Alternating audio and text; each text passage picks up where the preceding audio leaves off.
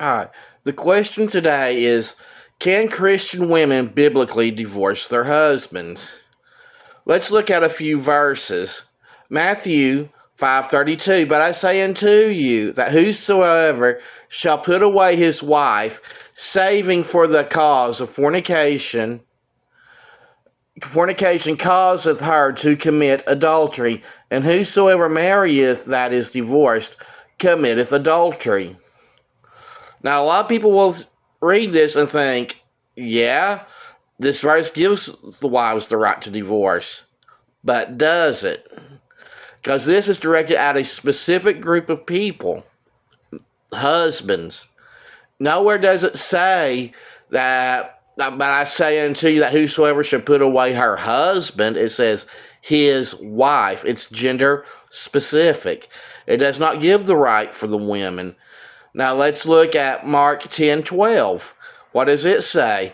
And if a woman shall put away her husband and be married to another, she committeth adultery. What? So if the wife divorces the husband and gets remarried, she does what now? That's right, she commits adultery. Now it doesn't say she can say that it's wrong as long as she stays single. So she can technically divorce her husband, but she can never get remarried unless she gets remarried back to her husband. And we find this out in 1 Corinthians 7:10 through 11. And unto the married I command, yet not I, but the Lord. Let not the wife depart from the husband, but if she departs, let her remain married or be reconciled back into her husband. So if she does leave her husband, she has to remain unmarried. She cannot ever get remarried unless she gets remarried back to her husband. Now, I would say that there's probably one exception to this. And we find that in 1 Corinthians 7:12 to 16. 16 in the first verse from that says, but if she depart, let her remain unmarried or be, well, I just read that one. So let's go to 12. But to the rest speak I, not the Lord. Meaning that this is Paul speaking. This is not from God. God, I take these as meaning more of a wisdom, not sin. That Paul is saying here, this is what I believe, and this is wisdom here. But to violate this is not a sin. But to the rest speak I, not the Lord. This is not the Lord saying this, but Paul.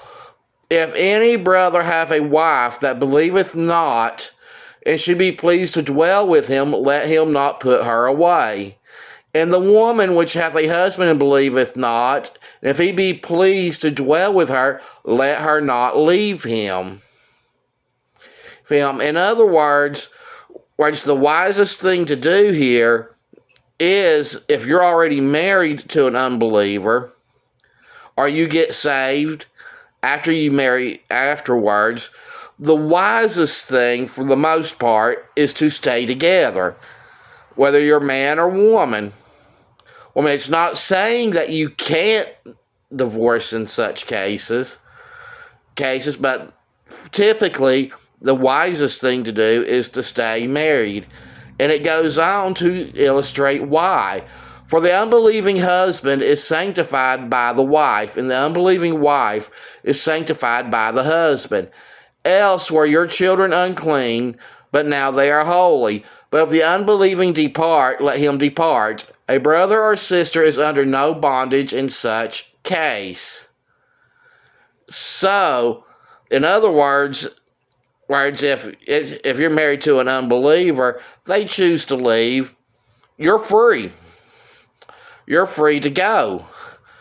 And I would also say that if you choose to leave, you are free to go on that, because this, again, says this is what Paul is saying, not God. God, he's saying that the wise thing to do is to stay. But he's not saying that it's wrong not to. Not to. Now let's go on through 16 to 16. For what knowest thou, O wife, whether thou shalt save thy husband, or knowest thou, O man, whether thou shalt save thy wife?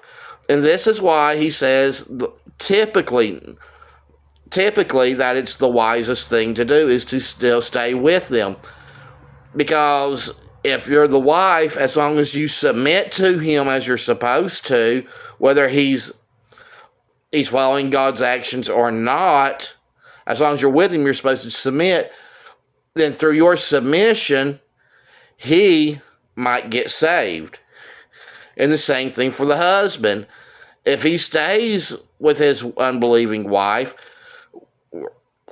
and does his role that he's supposed to, he might deliver her to God. She might get saved. We don't know.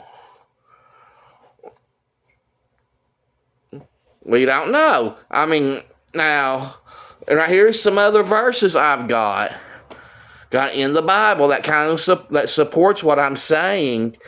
That if you're, that you're not typically bound to an unbeliever whether you're married or not. Ezra chapter 10, God has Israel divorce their foreign wives. In 2 Corinthians 6:14, be ye not unequally yoked together with unbelievers. For what fellowship hath righteousness with unrighteousness? What communion hath light with darkness?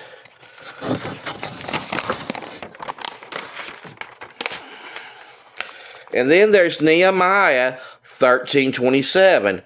Shall we then hearken unto you to do all this great evil, to transgress against our God in marrying strange wives?